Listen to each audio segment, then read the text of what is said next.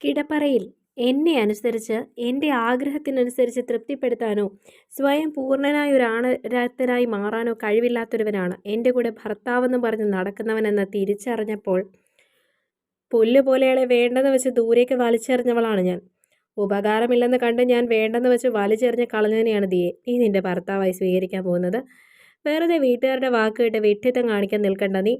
നിനക്ക് മാത്രമാണ് നഷ്ടം. നിന്നെ തൃപ്തിപ്പെടുത്താനോ നിനക്കൊരു കുട്ടിയെ തരാനോ കഴിയില്ലാത്ത അയാളെ കെട്ടാൻ നീ സമ്മതിക്കരുത് ഒരിക്കലും. ആരെത്ര നിർബന്ധിച്ചാലും നീ സമ്മതം പറയരുത്. മനസ്സിലായോ ഞാൻ പറഞ്ഞത്?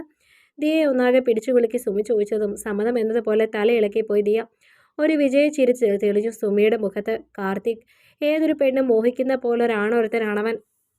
ഭംഗിയുള്ള മുഖവും ഏതൊരു പെണ്ണിനെയും മോഹിപ്പിക്കാൻ തക്ക ഉറച്ച മാംസപേശികളുമുള്ള ദൃഢമായ ശരീരവും തന്നെ അവൻ്റെ ആരാധികയാക്കി മാറ്റി.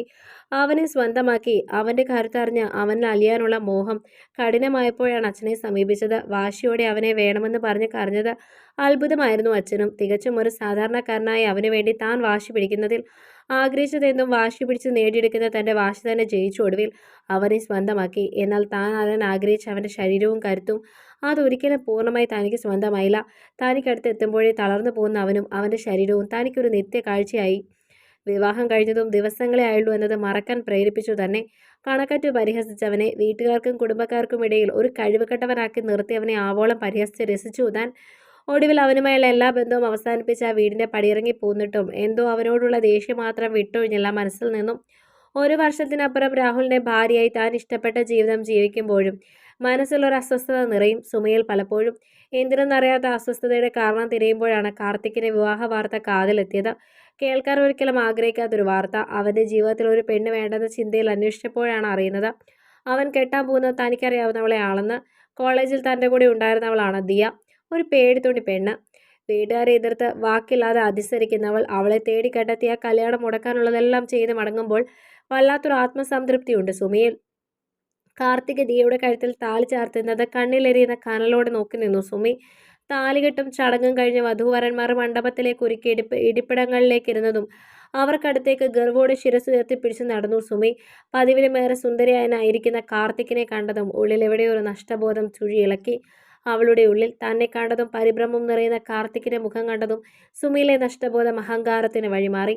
ഒരു പെണ്ണിനോടൊത്ത് ശരീരം പങ്കിട്ട് രസിച്ച് ജീവിക്കാൻ നിനക്ക് കഴിയില്ലെന്ന് അറിഞ്ഞിട്ടും നീ ഒരു കഴിവുകെട്ടവനാണെന്ന് നിനക്ക് തന്നെ ബോധ്യമുണ്ടായിട്ടും നീ എന്തിനാടാ വെറുതെ ഈ പെണ്ണിനെ കെട്ടിയത്? ഇവളുടെ സൗന്ദര്യം വെറുതെ നോക്കി നിൽക്കാനോ?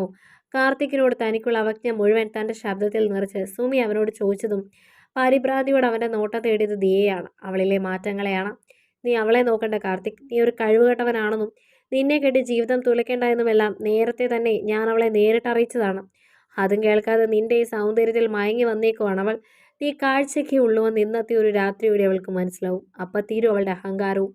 സുമിയുടെ വാക്കുകൾ കാർത്തിക്കിൽ ഒരു പരിഭ്രമം തീർത്തിരുന്നുവെങ്കിലും ദിയയുടെ മുഖം തികച്ചും ശാന്തമായിരുന്നു.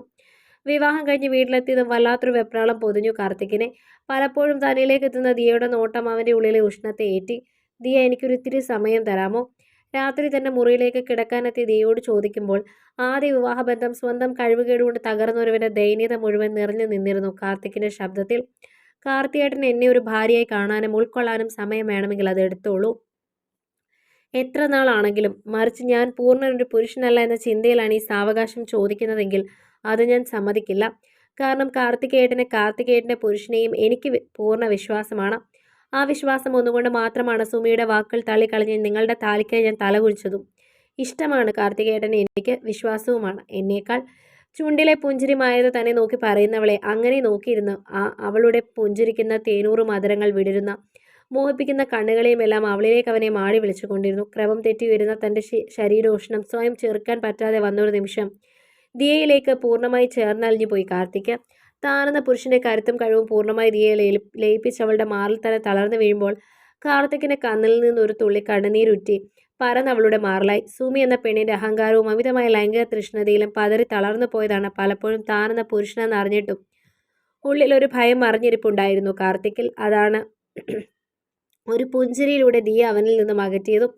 3-4 വർഷങ്ങൾക്കിപ്പുറം കാർത്തിക്കും ദിയയും അവരുടെ 2 കുഞ്ഞുങ്ങളെ കൈലേന്തി ജീവിതത്തിലെ അതിമനോഹരമായൊരു പ്രണയകാലം ആസ്വദിച്ചനുഭവിക്കുമ്പോൾ അവരുടെ ദൃഷ്ടിയിൽപ്പെടാതെ ഒഴിഞ്ഞുമാറി ജീവിച്ചു സുമി. സ്വന്തമെന്ന് പറയാൻ ഒരു കുഞ്ഞോ ചേർത്ത് പിടിക്കാൻ ഒരു പുരുഷനോ ഇപ്പോഴവളുടെ ജീവിതത്തിലില്ല. ഒന്നിലും സംതൃപ്തി കണ്ടെത്താൻ കഴിയാത്തവൾക്കൊപ്പം ഒരുമിച്ച് ജീവിച്ചു തീർക്കാൻ മനസ്സിലെന്ന് പറഞ്ഞ അവളുടെ മൂന്നാമത്തെ ഭർത്താവും ഈ സമയം കൊണ്ട് അവളെ ഉപേക്ഷിച്ചു പോയിരുന്നു. ഇനിയെങ്കിലും തൻ്റെ മകൾക്ക് അവൾ ആഗ്രഹിക്കുന്ന ഭർത്താവിനെ നേടിക്കൊടുക്കണമെന്ന ചിന്തയോടെ അവൾക്കുള്ള പുരുഷനെ തിരഞ്ഞ് അന്നേരവും അവളുടെ അച്ഛൻ അലയുന്നുണ്ട്. തെരുവോരം കണ്ടെത്തുമായിരിക്കും എന്നെങ്കിലും അയാൾ തൻ്റെ മകൾക്കൊരുവനെ, അവൾ ആഗ്രഹിക്കും പോലെ ഒരുവനെ. കഥ നിങ്ങൾക്കിഷ്ടമായെങ്കിൽ ലൈക്ക് ചെയ്യൂ. നിങ്ങളുടെ അഭിപ്രായങ്ങൾ കമൻ്റായി രേഖപ്പെടുത്തൂ. കൂടുതൽ കഥകൾ കേൾക്കാൻ ഈ ചാനൽ സബ്സ്ക്രൈബ്